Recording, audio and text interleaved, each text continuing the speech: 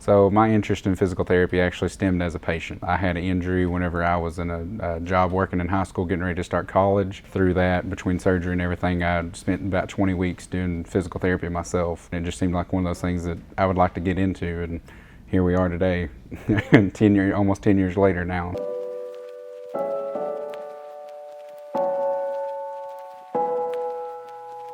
It was middle of April, or give or take a little bit. We got a call from Dr. Howard and Emily interested in us beginning therapy with the patients in the COVID unit. Initially, I was kind of a little hesitant, but after seeing some patients that had came out of the COVID unit, we all agreed that there's a need.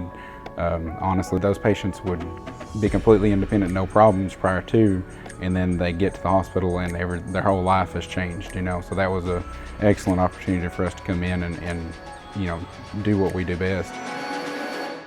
Every patient would come in with a different problem, whether that be shortness of breath, they weren't able to take a deep breath, they would get fatigued or winded with activity.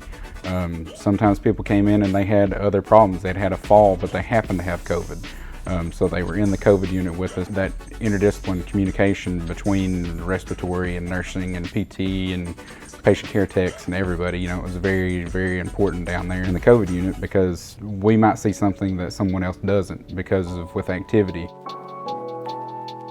I was really big on communication between disciplines prior to this, but that probably would be one of the biggest things that I've taken out of this. It's critical, with this type of situation, not, oh, I'll go do that in a minute kind of thing. It's right now, especially when you have somebody with breathing difficulties, because that's life and death. I think that was one thing that was hard for me initially starting out as a PT, was being like, hey, I need to grab the doctor's attention, I need him. I was very hesitant and nervous to talk to him before, and this experience especially has allowed me to be like, hey, look, I need you to sit down and pay attention, look at this with me, talk about it, and then us trying to put our heads together and figure out what's the best for each situation. It's allowed me to grow as a therapist and a person in my confidence.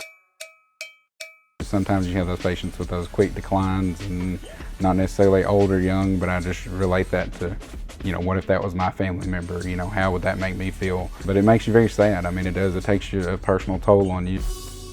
The level of compassion and care from every single staff and physician, everyone that's down there, is unmatched by any other that I've seen. They do become a part of your family.